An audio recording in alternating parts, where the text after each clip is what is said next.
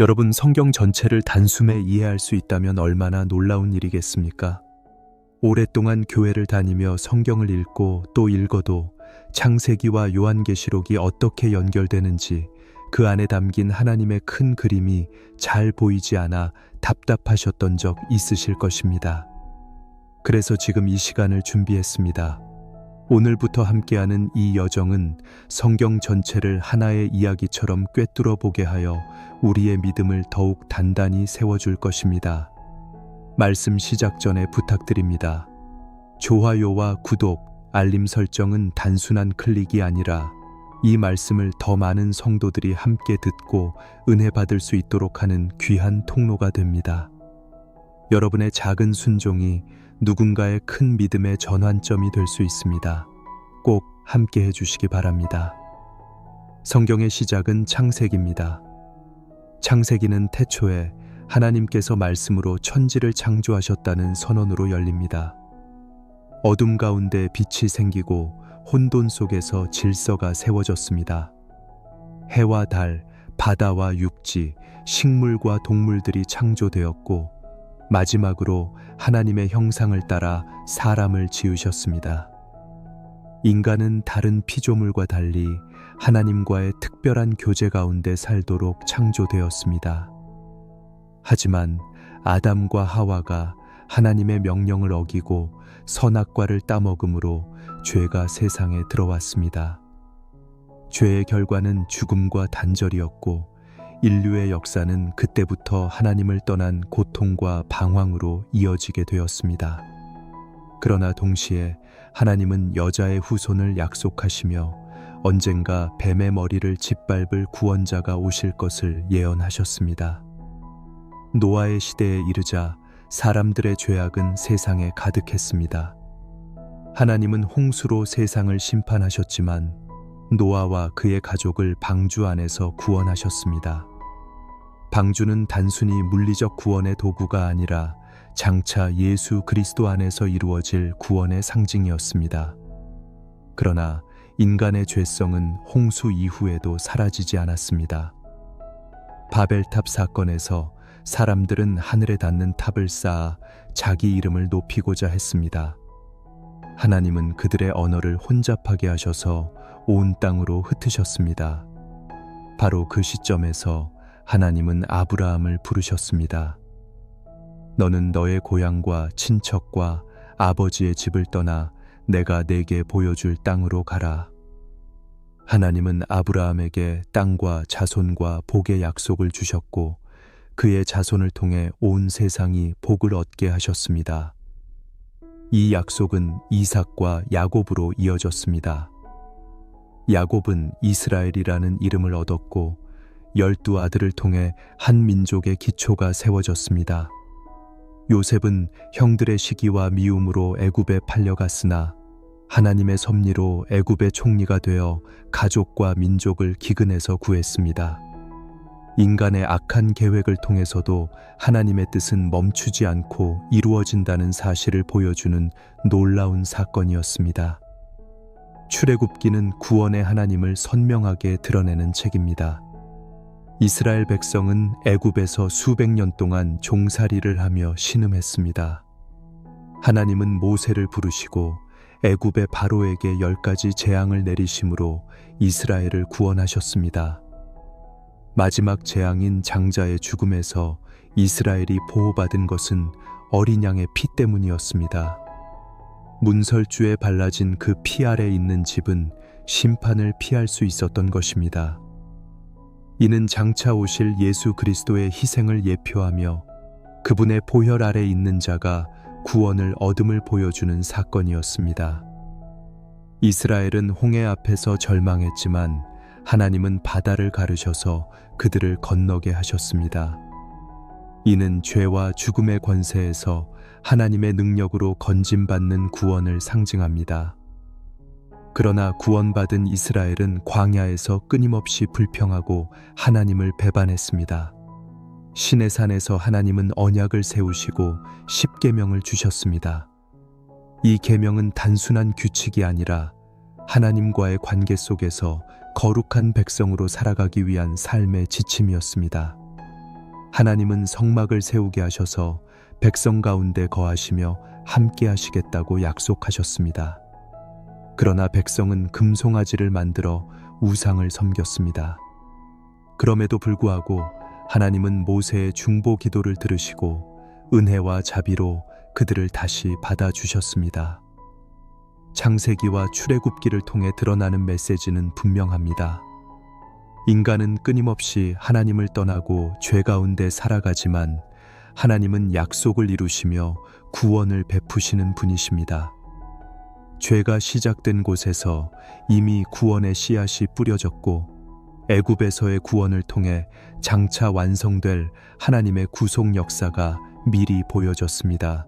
성경은 처음부터 끝까지 죄와 구원, 약속과 성취의 이야기이며 그 중심에는 언제나 하나님과 그분의 은혜가 있습니다.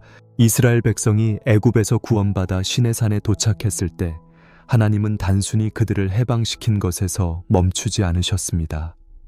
하나님의 뜻은 그들을 거룩한 백성, 하나님의 나라로 세우시는 것이었습니다. 그래서 주어진 말씀이 바로 레위기입니다. 레위기는 많은 이들이 읽기 어려워하는 책이지만 하나님의 거룩하심과 그분 앞에 나아가기 위한 질서를 보여주는 중요한 말씀입니다. 레위기의 중심은 제사와 속죄입니다. 인간은 죄로 인해 거룩하신 하나님 앞에 직접 나아갈 수 없었습니다. 그래서 하나님은 제사 제도를 주셔서 피 흘림을 통해 죄를 덮으시고 사람을 받아주셨습니다. 5가지 제사, 곧 번제, 소제, 화목제, 속죄제, 속건제는 인간이 하나님께 나아가는 다양한 모습을 보여줍니다. 제사장 제도 또한 그 중심에 있습니다. 레위 지파는 하나님께 구별되어 성막에서 섬기며 백성을 대신해 하나님 앞에 서는 역할을 맡았습니다. 무엇보다 중요한 것은 레위기의 핵심 메시지입니다. 너희는 거룩하라. 이는 나 여호와 너희 하나님이 거룩함이니라. 레위기 19장 2절. 하나님 백성의 정체성은 거룩함입니다. 세상과 구별되어 하나님께 속한 삶을 사는 것이 바로 믿음의 본질임을 강조하십니다. 민수기는 광야의 여정이 기록된 책입니다. 출애굽 후 이스라엘은 가나안을 향해 나아가야 했습니다. 그러나 그 길은 단순한 이동이 아니라 믿음을 훈련하는 과정이었습니다. 민수기라는 이름은 백성을 계수한 데서 비롯되었지만 사실 이 책은 불순종과 회개의 반복, 하나님의 인내와 신실하심을 보여줍니다. 가데스 바네아에서 가나안 땅을 정탐한 사건은 민수기의 전환점입니다. 12 정탐꾼 중 여호수아와 갈렙은 믿음으로 하나님이 함께 하시면 우리가 능히 들어가리라 고백했으나 나머지는 두려움에 사로잡혀 백성을 낙심하게 만들었습니다. 그 결과 이스라엘은 약속의 땅에 바로 들어가지 못하고 광야에서 40년을 방황해야 했습니다. 불순종은 결국 하나님의 약속을 늦추게 만들었던 것입니다. 그럼에도 하나님은 백성을 버리지 않으셨습니다. 불뱀에 물려 죽어가던 자들이 모세가 세운 놋뱀을 바라볼 때 살아난 사건은 믿음으로 하나님을 의지하는 구원의 길을 보여주었습니다. 이 말씀은 훗날 요한복음 3장에서 예수님께서 직접 인용하시며 인자가 들려야 하리니 그를 믿는 자마다 영생을 얻으리라고 말씀하셨습니다. 광야의 여정은 단순한 방황이 아니라 장차 오실 구원자 안에서 이루어질 믿음의 길을 미리 보여주는 그림이었습니다. 신명기는 모세의 마지막 설교입니다. 약속의 땅에 들어가기 전 모세는 이스라엘 백성에게 지난 길을 회상시키며 하나님과의 언약을 다시 상기시킵니다.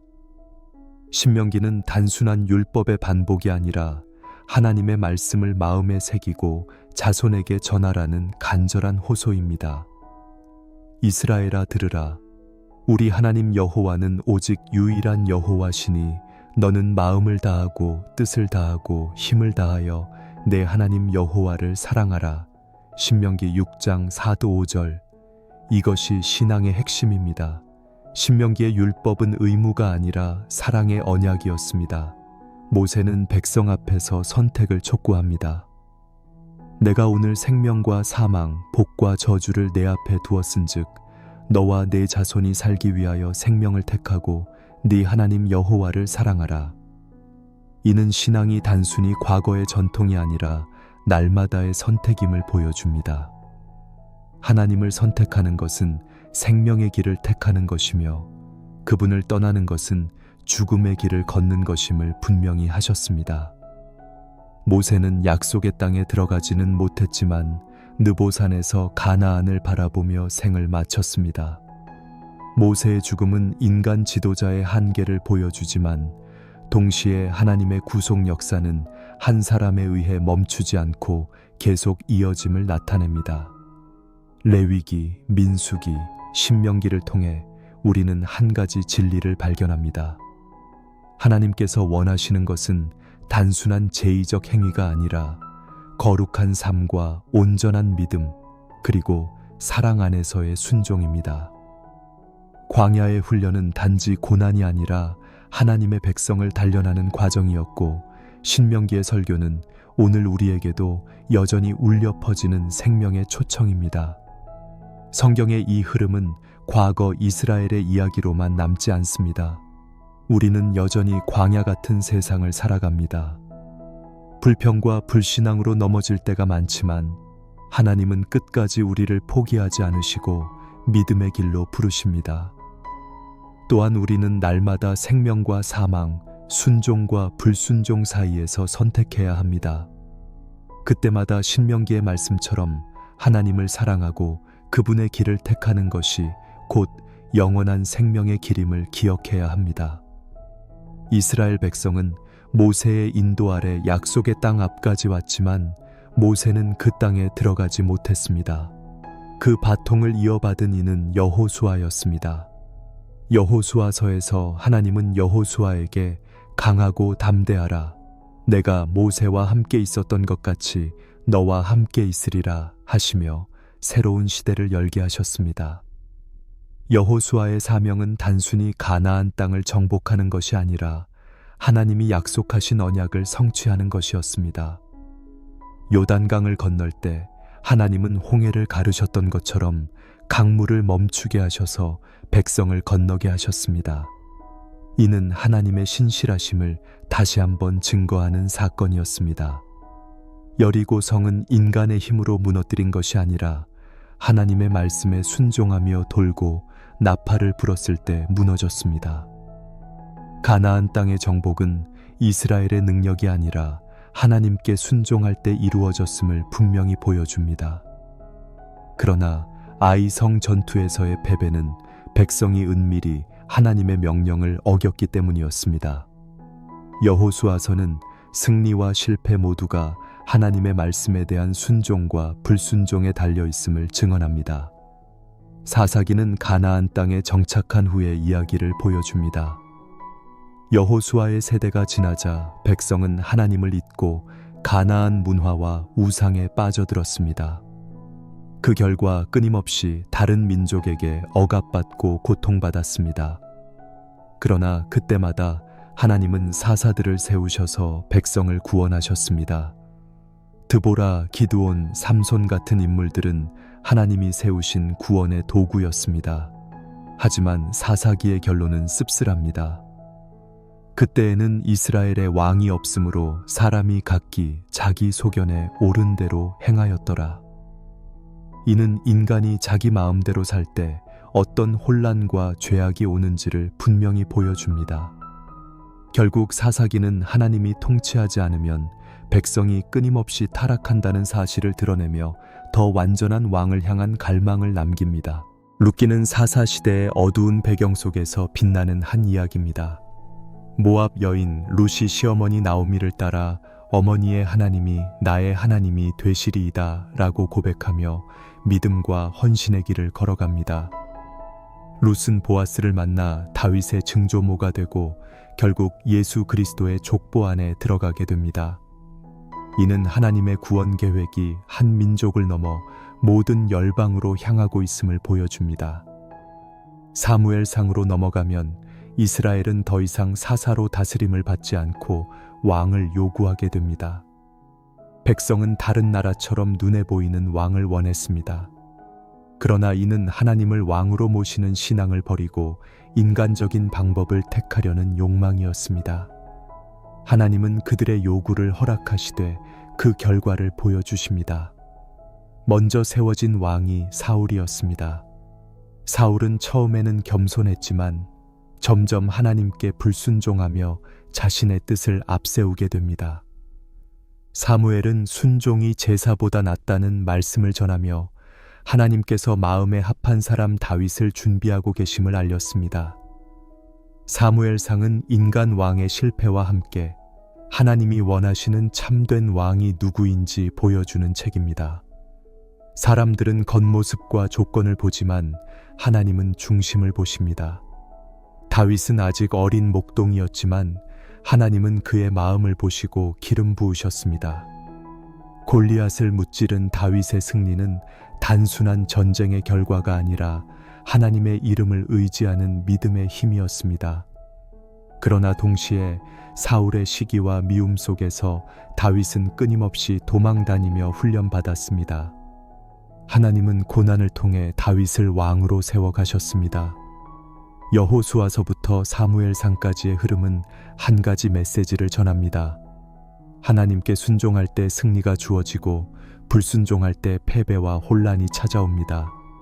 인간의 힘으로는 완전한 통치가 불가능하며 참된 왕은 오직 하나님뿐이라는 사실입니다. 이 과정 속에서 다윗과 같은 마음에 합한 자를 세우시는 하나님의 뜻은 훗날 예수 그리스도께서 영원한 왕으로 오실 길을 준비하는 역사였습니다. 오늘을 사는 우리도 마찬가지입니다. 여호수아처럼 말씀에 순종하여 요단강을 건너야 하고 사사시대처럼 자기 소견에 옳은 대로 행하는 삶을 경계해야 합니다. 룻처럼 하나님께 헌신해야 하며 사울처럼 불순종으로 교만해지는 것을 두려워해야 합니다. 결국 하나님이 찾으시는 것은 조건이 아니라 중심이며 참된 승리는 오직 순종과 믿음을 통해서만 주어집니다. 사무엘상에서 다윗이 하나님의 마음에 합한 자로 기름 부음을 받았다면 사무엘하는 본격적으로 다윗이 왕위에 오르고 하나님의 언약을 받는 과정을 기록합니다. 다윗은 긴 도망의 시간을 지나 마침내 이스라엘의 왕이 되었고 예루살렘을 수도로 삼아 하나님의 궤를 모셔옵니다. 그는 단순히 정치적 통일을 이룬 것이 아니라 하나님의 나라가 이 땅 가운데 세워지는 것을 상징적으로 보여주었습니다. 하나님은 다윗에게 언약을 주셨습니다. 그의 왕위와 나라가 영원히 견고히 설 것이라는 약속입니다. 이는 훗날 다윗의 후손으로 오실 예수 그리스도를 통한 영원한 나라를 예표합니다. 하지만 다윗의 삶은 완전하지 않았습니다. 그는 하나님의 은혜를 깊이 경험한 사람이었지만 동시에 인간의 연약함을 여실히 드러냈습니다. 밧세바 사건은 그 대표적인 예입니다. 다윗은 충직한 장수 우리아를 배신하고 죄를 지었습니다. 그러나 나단 선지자의 책망 앞에서 다윗은 회개하며 하나님께 용서를 구했습니다. 시편 51편은 그때 다윗이 흘린 눈물의 고백입니다. 다윗의 이야기는 하나님의 은혜와 용서가 얼마나 크고 깊은지 보여줍니다. 열왕기상에 들어서면 다윗의 아들 솔로몬이 왕이 됩니다. 솔로몬은 지혜로 유명한 왕이었고 하나님의 성전을 건축했습니다. 이는 하나님께서 백성 가운데 거하신다는 표징이었고 성경 역사에서 중요한 전환점이었습니다. 그러나 솔로몬 역시 사람의 연약함을 피하지 못했습니다. 그는 이방 여인들과의 결혼을 통해 마음이 하나님께서 멀어졌고 우상 숭배로 기울어졌습니다. 결국 그의 죽음 이후 나라가 남과 북으로 갈라지는 비극을 맞게 되었습니다. 북쪽은 이스라엘, 남쪽은 유다였습니다. 열왕기상과 열왕기하는 왕들의 연속된 역사 속에서 인간 통치의 한계를 보여줍니다. 북이스라엘은 여로보암으로 시작하여 끊임없이 우상 숭배를 이어갔습니다. 단 한 명의 의로운 왕도 세워지지 않았습니다. 아합과 이세벨은 바알 숭배를 극심하게 퍼뜨렸고, 이에 맞서 하나님은 엘리야 선지자를 세우셨습니다. 갈멜산에서의 대결은 참 하나님이 누구신지를 분명히 드러낸 사건이었습니다. 불이 하늘에서 내려와 제단을 삼키자 백성은 무릎을 꿇고 여호와 그는 하나님이시로다 고백했습니다. 그러나 이 고백은 오래가지 못했고 백성은 다시 우상으로 돌아갔습니다. 엘리야의 뒤를 이은 엘리사 선지자는 많은 이적과 표적을 행하며 하나님의 권능을 보여주었습니다. 그는 나아만 장군을 고치고 죽은 아이를 살리고 기근 가운데 기적의 양식을 나누었습니다. 엘리사 시대의 사역은 하나님이 여전히 이스라엘 가운데 살아 역사하신다는 증거였습니다. 그러나 북이스라엘은 회개하지 않았고 결국 아수르의 침공으로 멸망했습니다. 남유다의 역사도 다르지 않았습니다. 아사, 히스기야, 요시야 같은 선한 왕들이 있었지만 대부분은 하나님을 떠나 우상 숭배에 빠졌습니다. 열왕기하는 유다의 패망 과정을 상세히 기록합니다. 하나님의 성전마저 더럽혀지고 결국 바벨론에 의해 예루살렘은 무너졌습니다. 백성은 포로로 끌려가고 다윗 왕조는 끊어진 듯 보였습니다. 이는 단순한 정치적 패망이 아니라 하나님을 버린 결과로 찾아온 영적 심판이었습니다. 사무엘하부터 열왕기하까지의 흐름은 한 가지 분명한 진리를 드러냅니다. 인간의 힘으로 세운 나라는 영원히 설 수 없다는 것입니다. 다윗조차도 죄로 넘어졌고 솔로몬의 지혜도 끝내 무너졌습니다. 남과 북의 수많은 왕들이 통치했지만 하나님을 떠난 순간 모두 무너졌습니다. 그러나 이 모든 역사 속에서도 하나님은 언약을 기억하시고 다윗의 후손 가운데 영원한 왕을 세우시겠다는 약속을 포기하지 않으셨습니다. 우리에게 주는 교훈은 분명합니다. 하나님 외에는 영원한 기초가 없다는 사실입니다. 권력, 지혜, 업적이 아무리 뛰어나도 하나님과의 관계가 무너지면 모든 것은 무너집니다. 반대로 하나님을 의지할 때 비록 연약해도 그분의 은혜로 세워집니다. 다윗의 회개, 엘리야의 기도, 히스기야의 간구는 모두 하나님이 찾으시는 믿음의 모습이었습니다. 열왕기의 비극은 결국 예수 그리스도를 향한 소망을 더욱 선명하게 남겼습니다. 인간의 왕이 아니라 하나님의 아들이 영원한 왕으로 오셔야 한다는 갈망이 커져갔던 것입니다. 열왕기서가 북이스라엘과 남유다의 역사적 기록을 사실 중심으로 보여주었다면 역대상과 역대하는 같은 역사를 다른 시각에서 다시 들려줍니다. 역대기는 바벨론 포로 이후 돌아온 백성들에게 하나님이 어떤 분이신지, 왜 우리가 여전히 소망을 가질 수 있는지 설명해주는 말씀입니다. 열왕기가 실패와 심판에 초점을 맞췄다면 역대기는 약속과 희망에 무게를 두고 있습니다. 역대상은 아담부터 시작하는 긴 족보로 열립니다. 많은 이들이 족보를 지루하게 읽지만 그 족보 속에는 하나님의 신실하심이 담겨 있습니다. 하나님은 끊임없이 이어지는 인간의 역사 속에서 언약의 계보를 보존하시며 결국 다윗에게 이르게 하셨습니다. 역대상은 다윗의 통치와 성전 건축 준비를 중심으로 기록합니다. 다윗은 성전을 직접 건축하지는 못했지만 모든 준비를 다하고 아들 솔로몬에게 그 사명을 맡깁니다. 다윗의 열정은 하나님을 향한 사랑에서 비롯된 것이었습니다. 그는 왕위의 영광보다 하나님의 집을 세우는 일을 더 귀히 여겼습니다.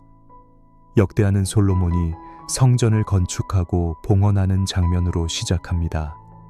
성전 봉헌 기도에서 솔로몬은 이렇게 고백합니다. 하나님, 사람이 지은 집에 주께서 참으로 거하시겠습니까? 하늘과 하늘들의 하늘이라도 주를 용납하지 못하거든 내가 건축한 이 성전이 어찌 용납하리이까? 그럼에도 하나님은 성전을 선택하시고 그곳에서 백성을 만나 주시겠다고 하셨습니다. 성전은 하나님의 임재의 상징이자 백성의 중심이었습니다.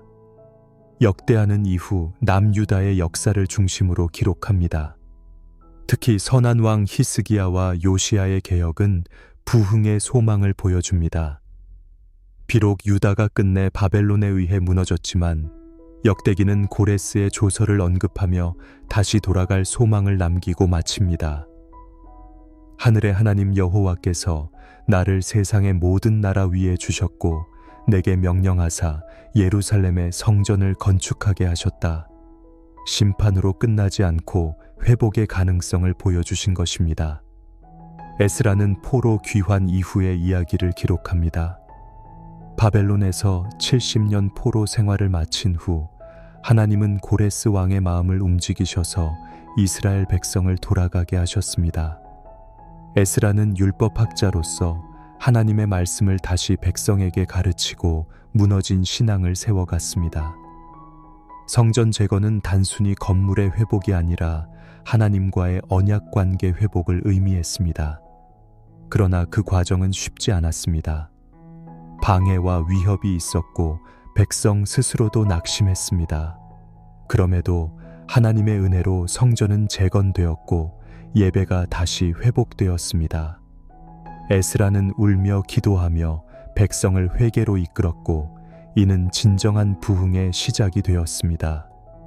느헤미야는 성전이 재건된 후 무너진 예루살렘 성벽을 다시 세우는 사역을 감당했습니다. 그는 왕의 술 관원이었지만 예루살렘의 폐허 소식을 듣고 마음을 찢으며 기도했습니다. 하나님은 그의 눈물과 기도를 사용하셔서 무너진 성벽을 52일 만에 재건하게 하셨습니다. 많은 방해와 조롱, 음모가 있었지만 느헤미야는 나는 지금 큰 역사를 하고 있으니 내려가지 않겠다라고 말하며 사명을 감당했습니다. 성벽 재건은 단순히 도성의 회복이 아니라 백성의 정체성과 신앙의 회복을 상징했습니다. 이후 백성은 하나님의 말씀을 다시 낭독하며 언약을 새롭게 맺었습니다. 말씀의 회복이 곧 공동체의 회복이었음을 보여줍니다. 에스더서는 포로로 남아있던 유대인들의 이야기를 전합니다. 페르시아의 왕비가 된 에스더는 유대 민족을 몰살하려는 하만의 계략 속에서 하나님의 도구로 쓰임받았습니다. 네가 왕후의 자리에 있는 것이 이 때를 위함이 아닌지 누가 알겠느냐 라는 모르드게의 말은 하나님의 섭리를 보여주는 핵심입니다. 에스더는 죽음을 무릅쓰고 왕 앞에 나아가 민족을 구했습니다. 이 과정에서 드러나는 것은 하나님의 보이지 않는 손길입니다. 에스더서에는 하나님이라는 단어가 직접적으로 나오지 않지만 사건 전체가 하나님의 주권적 인도하심을 드러냅니다. 우연처럼 보이는 일들이 결국 하나님의 뜻을 이루는 도구가 되었고 유대 민족은 구원받았습니다. 역대기에서 에스더까지의 흐름은 한 가지 메시지를 전합니다. 하나님은 심판 가운데서도 회복의 길을 열어두시며 무너진 것을 다시 세우시는 분이라는 것입니다. 다윗 언약은 포로와 멸망에도 끊어지지 않았고 성전은 다시 세워졌으며 성벽도 다시 세워졌습니다. 에스더의 이야기는 하나님이 보이지 않는 순간에도 여전히 일하시며 그분의 백성을 보호하신다는 사실을 분명히 보여줍니다. 오늘을 살아가는 우리도 삶의 무너짐을 경험할 때가 많습니다. 믿음이 흔들리고 가정이 어렵고 공동체가 깨지는 순간에도 하나님은 여전히 우리 가운데 일하고 계십니다. 역대상과 역대하는 과거를 회고하며 소망을 주었고 에스라와 느헤미야는 무너진 것을 세우며 회개와 회복을 외쳤습니다. 에스더는 보이지 않는 하나님의 손길을 보여주었습니다. 이 모든 말씀은 우리에게 하나님은 여전히 신실하시다 라는 확신을 줍니다. 구약 성경의 역사서가 이스라엘 민족의 여정을 보여주었다면 욥기부터 아가서까지는 인간의 삶 속에서 경험하는 고통, 지혜, 찬양, 사랑을 깊이 다루는 지혜 문학과 시가서들입니다.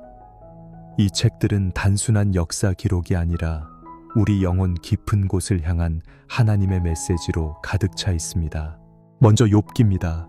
욥은 의인으로 불렸으나 하루아침에 재산과 자녀, 건강까지 잃는 극심한 고난을 겪었습니다. 친구들은 그에게 죄 때문이라고 단정했지만 욥은 억울함을 호소하며 하나님께 답을 구했습니다. 욥기의 핵심은 단순히 고난의 이유가 무엇인가가 아니라 고난 속에서도 하나님은 여전히 주권자이시며 인간은 그분의 뜻을 다 알 수 없다는 데 있습니다.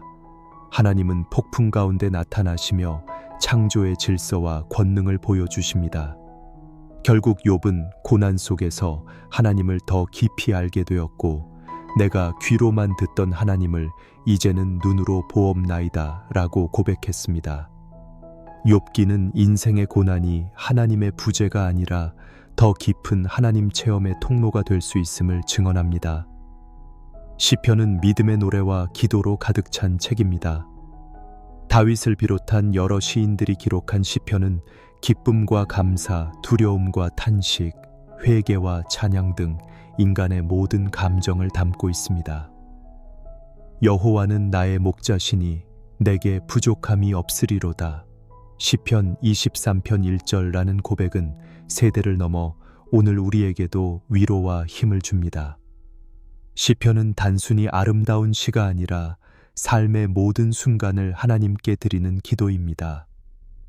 고난 중에도 찬양할 수 있는 이유는 하나님이 여전히 나의 피난처이시기 때문입니다. 시편은 또한 메시아를 예언하는 노래들이 가득합니다. 십자가와 부활을 예표하는 구절들을 통해 장차 오실 예수 그리스도의 그림자가 선명히 드러납니다. 잠언은 지혜의 말씀입니다. 지혜는 단순히 많은 지식을 아는 것이 아니라 하나님을 경외하는 데서 시작됩니다.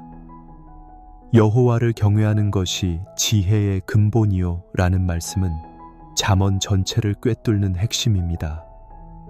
잠언은 가정, 언어, 재물, 인간관계 등 삶의 구체적인 부분에서 어떻게 하나님의 뜻을 따를 수 있는지를 보여줍니다. 악인의 길과 의인의 길을 분명히 대비시키며 하나님을 경외하는 삶이 결국 복된 삶임을 가르칩니다.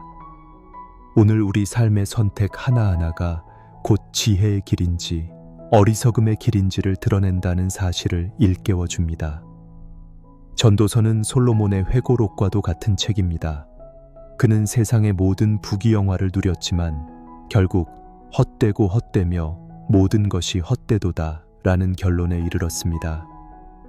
전도서는 인생의 무상함을 솔직히 드러내면서도 하나님을 경외하며 그분을 기억하는 것이 삶의 참 의미임을 강조합니다.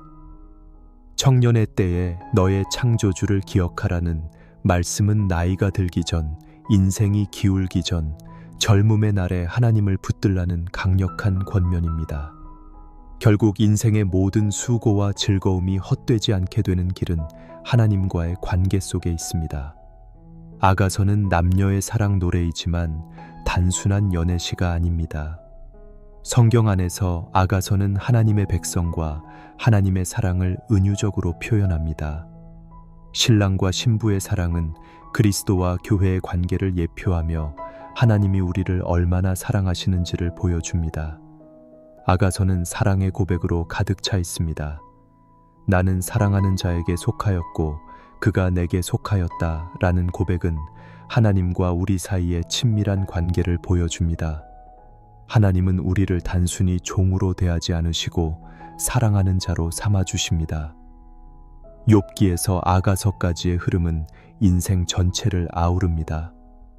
욥기는 고난 속의 믿음을, 시편은 모든 상황 속에서 드려지는 기도를, 잠언은 삶의 지혜를, 전도서는 인생의 의미를, 아가서는 하나님의 사랑을 드러냅니다. 고난과 눈물, 기쁨과 감사, 지혜와 헛됨, 사랑과 헌신이 모두 모여 하나님과의 관계 안에서 의미를 갖게 되는 것입니다. 오늘 우리 삶에도 욥과 같은 고난이 있고 시편과 같은 기도가 필요하며 잠언이 가르치는 지혜가 필요합니다. 또한 전도서처럼 헛됨을 깨닫고 아가서처럼 하나님의 사랑을 붙드는 믿음이 필요합니다. 지혜 문학과 시가서는 단순한 교훈이 아니라 하나님과 동행하는 삶의 깊이를 보여주는 말씀입니다. 결국 성경은 우리의 인생 모든 순간을 하나님과 연결시키며 그분 안에서만 참 의미를 찾을 수 있음을 가르칩니다. 구약 성경 가운데 선지서로 들어서면 하나님의 말씀은 더욱 직접적이고 절박하게 다가옵니다. 이사야에서 다니엘까지는 이스라엘과 유다의 멸망, 포로, 그리고 회복의 소망을 담은 메시지입니다. 하나님은 선지자들을 보내어 백성을 경고하시고 동시에 메시아를 약속하시며 장차 이루어질 구원을 예언하셨습니다. 먼저 이사야입니다. 이사야는 복음의 선지자라고 불립니다. 그는 유다의 여러 왕 시대를 거치며 하나님의 심판과 구원의 메시지를 전했습니다. 백성의 죄로 인해 멸망이 임할 것이지만 동시에 남은 자를 통해 하나님이 새 역사를 이루실 것을 선포했습니다. 무엇보다 중요한 것은 메시아 예언입니다. 이는 한 아기가 우리에게 낳고 한 아들을 우리에게 주신 바 되었는데 그의 어깨에는 정사를 메었고 그의 이름은 기묘자라, 모사라, 전능하신 하나님이라, 영존하시는 아버지라, 평강의 왕이라 하리라. 이사야 9장 6절. 장차 오실 예수 그리스도를 통해 어둠에 앉은 자들에게 큰 빛이 비칠 것을 약속하셨습니다. 또한 이사야 53장은 고난받는 종의 노래로 예수님의 십자가 죽음을 가장 선명하게 예언합니다. 그가 찔림은 우리의 허물 때문이요 그가 상함은 우리의 죄악 때문이라. 이사야는 심판을 넘어 구원의 길을 보여주는 책입니다. 예레미야는 눈물의 선지자로 불립니다. 그는 남유다의 마지막 시대에 활동하며 바벨론 포로의 심판을 예언했습니다.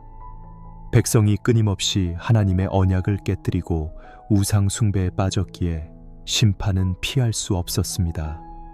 그러나 예레미야의 메시지는 단순한 파멸이 아니라 하나님의 새로운 언약의 약속으로 이어집니다.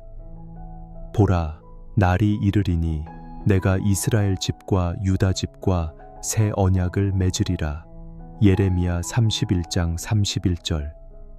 이 언약은 돌판에 새겨지는 율법이 아니라 사람의 마음에 기록되는 하나님의 말씀입니다.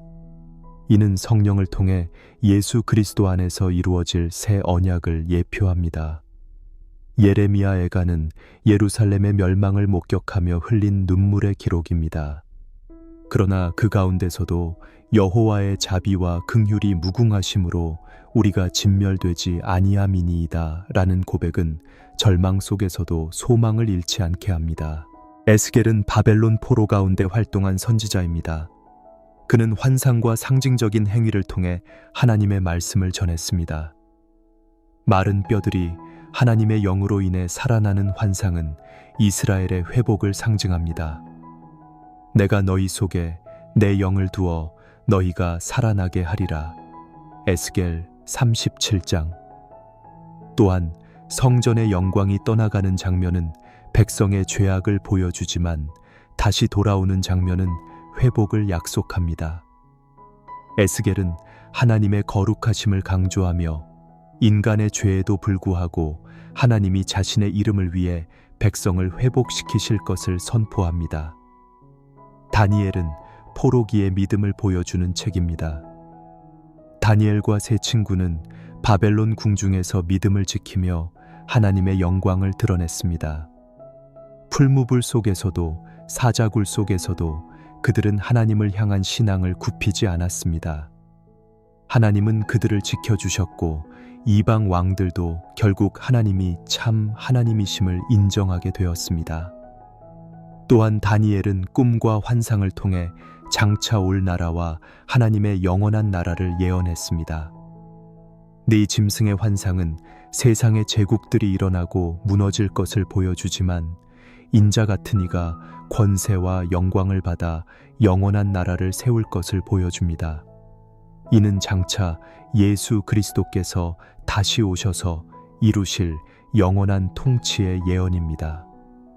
이사야에서 다니엘까지의 말씀은 심판과 소망, 멸망과 회복, 현재의 고난과 장차, 올 구원을 동시에 보여줍니다. 하나님의 백성은 죄로 인해 징계를 받지만 하나님은 그들을 버리지 않으시고 메시아를 통해 구원하실 것을 약속하십니다.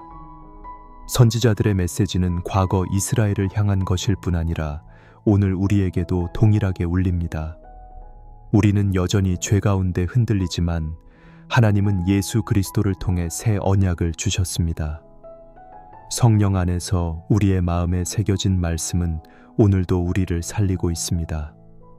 오늘을 사는 우리도 이사야처럼 메시아의 빛을 바라보아야 하고 예레미야처럼 눈물로 기도해야 하며 에스겔처럼 성령의 능력을 사모해야 하고 다니엘처럼 어떤 상황에서도 믿음을 지켜야 합니다. 세상의 권력과 제국은 무너져도 하나님의 나라는 영원합니다. 선지자들의 외침은 바로 우리를 향한 하나님의 부르심입니다. 구약의 마지막 부분 12권의 소선지서는 짧지만 강력한 메시지를 담고 있습니다. 호세아부터 말라기까지의 말씀은 이스라엘과 유다가 죄악으로 인해 심판을 받을 수밖에 없지만 동시에 하나님의 끝없는 사랑과 장차 올 메시아의 소망을 선포합니다. 선지자들의 목소리는 단순히 과거의 외침이 아니라 오늘 우리의 신앙을 향한 하나님의 경고와 위로이기도 합니다. 호세아는 하나님의 사랑을 가장 아프게 보여주는 책입니다. 하나님은 호세아에게 음란한 여인 고멜과 결혼하게 하셔서 이스라엘의 배반과 불신앙을 보여주셨습니다. 남편을 버리고 떠난 아내를 끝까지 찾아가 사랑하듯 하나님은 우상을 섬기고 떠난 이스라엘을 끝내 포기하지 않으셨습니다. 내 백성이 지식이 없으므로 망한다는 말씀처럼 하나님을 알지 못하는 것이 멸망의 원인이었지만 동시에 내가 너희를 치유하리라는 약속은 하나님의 변함없는 사랑을 보여줍니다. 요엘은 여호와의 날을 경고합니다. 메뚜기 재앙을 통해 다가올 심판을 알리며 동시에 회개를 촉구합니다. 너희는 옷을 찢지 말고 마음을 찢으라는 말씀은 외적인 형식이 아니라 진실한 회개를 원하시는 하나님의 마음을 드러냅니다.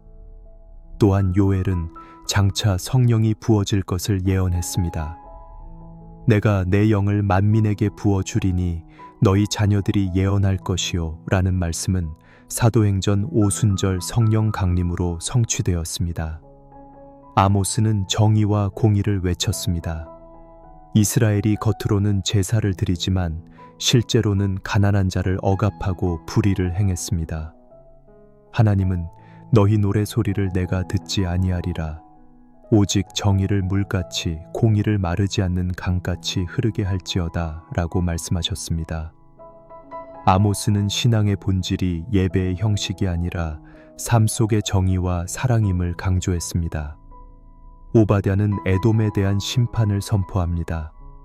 에돔은 형제 민족 이스라엘이 위기에 처했을 때 조롱하고 약탈했습니다. 하나님은 교만한 에돔을 낮추시고 하나님의 공의가 반드시 이루어질 것을 보여주셨습니다. 이는 하나님이 작은 민족의 아픔까지도 잊지 않으시고 공의로 갚으시는 분임을 드러냅니다. 요나는 하나님의 긍휼을 보여주는 독특한 책입니다. 하나님은 니느웨로 가서 회개를 선포하라 하셨지만 요나는 도망쳤습니다. 큰 물고기 뱃속에서 회개한 후 다시 사명을 감당했을 때 니느웨는 회개하고 살아났습니다.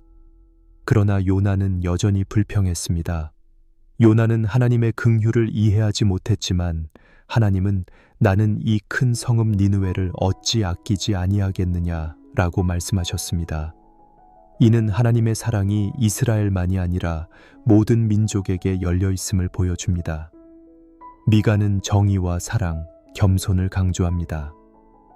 사람아 주께서 선한 것이 무엇임을 내게 보이셨나니 오직 정의를 행하며 인자를 사랑하며 겸손히 네 하나님과 함께 행하는 것이 아니냐라는 말씀은 오늘 우리 신앙인의 삶의 기준이 됩니다.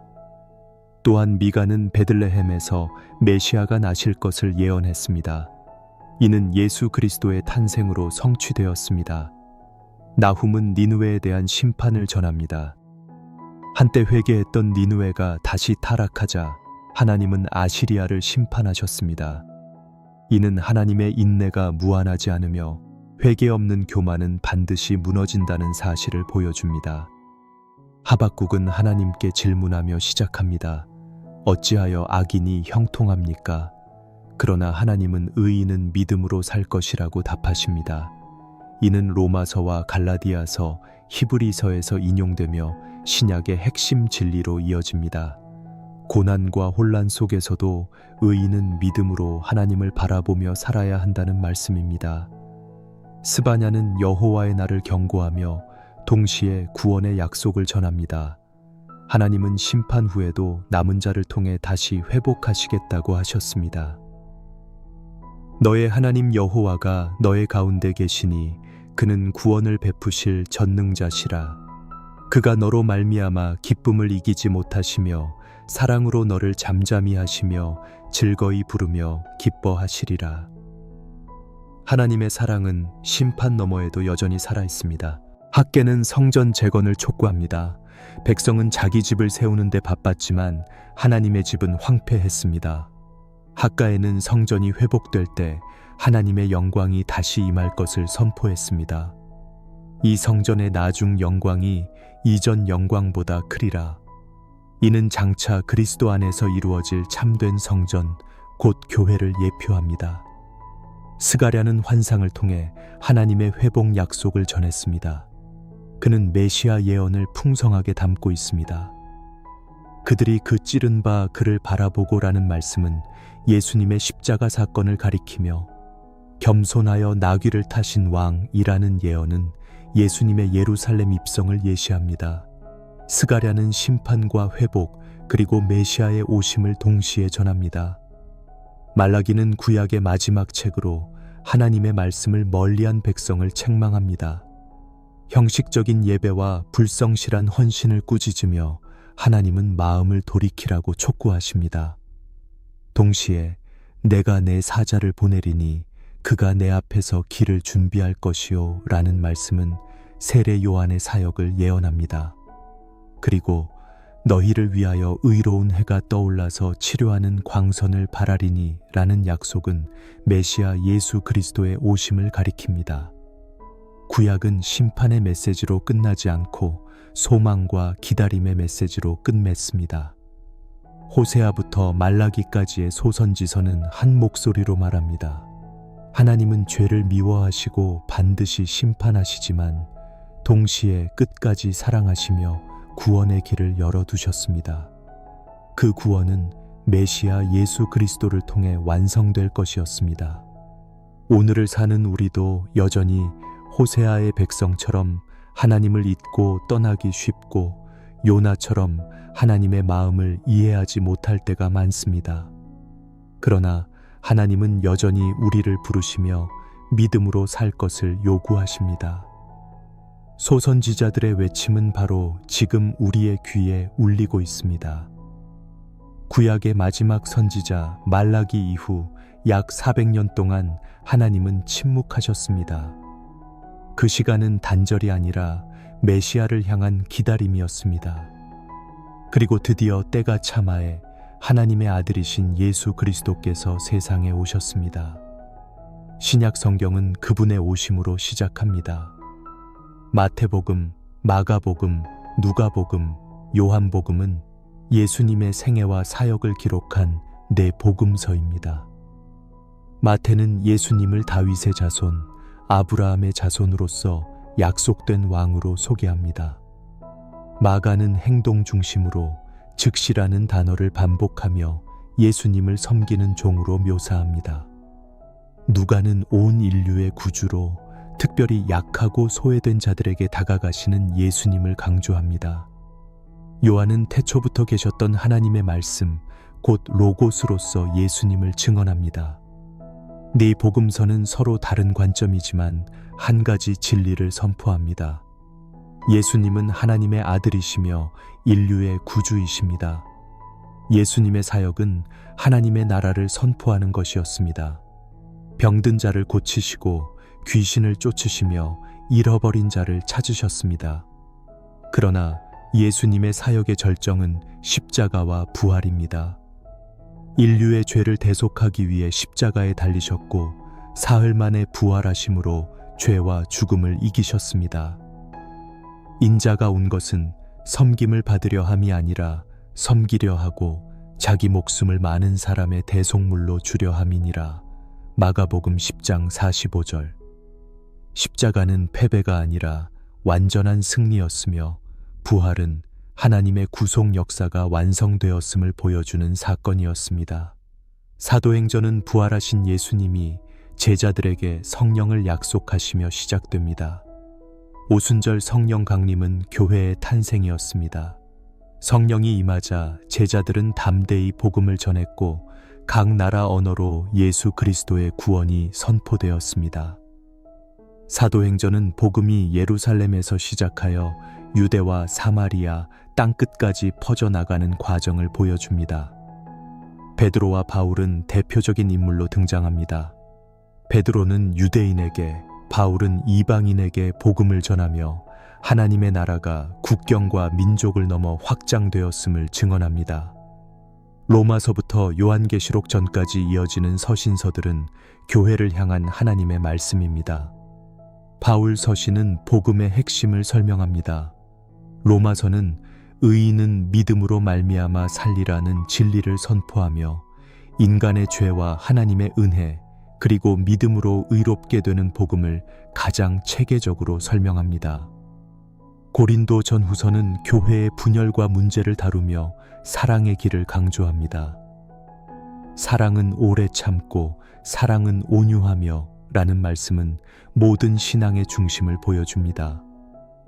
갈라디아서와 에베소서, 빌립보서, 골로사에서는 교회의 정체성과 성도의 삶을 가르치며 하나님의 은혜 안에서 자유와 연합, 기쁨과 감사로 살아갈 것을 권면합니다. 데살로니가서와 디모데 전후서, 디도서, 빌레몬서는 다시 오실 주님을 기다리며 교회와 지도자들이 어떻게 서야 하는지를 가르칩니다. 히브리서는 예수님이 모세보다 크시고 제사장보다 위대하시며 더 나은 언약의 중보자이심을 설명합니다. 예수님은 단 한 번의 제사로 영원한 속죄를 이루셨고 이제 우리는 담대히 하나님의 보좌 앞에 나아갈 수 있게 되었습니다. 야고보서는 행함 없는 믿음은 죽은 믿음임을 강조하며 믿음은 삶 속에서 열매로 드러나야 함을 가르칩니다. 베드로 전후서와 요한일 2, 3서, 유다는 거짓 교사들을 경계하며 참된 신앙을 끝까지 지킬 것을 당부합니다. 서신서 전체는 교회를 세우고 성도들을 굳건히 하며 복음을 삶으로 살아내도록 이끌어갑니다. 마지막 요한계시록은 성경의 대미를 장식합니다. 요한은 반모섬에서 환상을 통해 장차될 일을 보았습니다. 요한계시록은 상징과 비밀로 가득하지만 분명한 메시지는 한 가지입니다. 예수 그리스도는 다시 오셔서 영원히 다스리실 왕이시며 하나님의 나라가 완전히 이루어질 것이라는 사실입니다. 7 교회에 보내는 편지에서 신앙의 경고와 권면을 주시고 환난과 핍박 가운데 있는 성도들을 위로하십니다. 어린 양이신 예수님은 7인을 떼시고 심판과 구원을 완성하십니다. 마지막에 새 하늘과 새 땅, 새 예루살렘이 임하며 하나님이 친히 백성과 함께 거하시고 눈물을 닦아주십니다. 나는 알파와 오메가라 처음과 마지막이요 시작과 끝이라는 말씀처럼 성경의 시작과 끝은 오직 하나님이십니다. 마태복음에서 요한계시록까지의 흐름은 한 가지로 요약됩니다.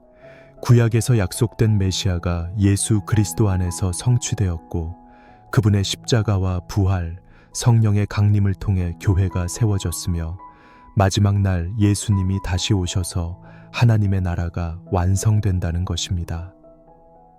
성경 전체는 예수 그리스도를 중심으로 이어지는 하나의 이야기입니다.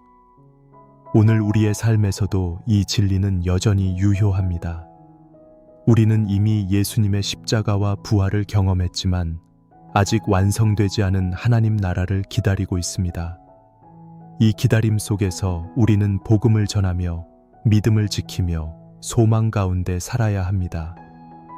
성경은 단순한 과거의 기록이 아니라 오늘과 내일을 살아가는 우리에게 주신 하나님의 말씀입니다.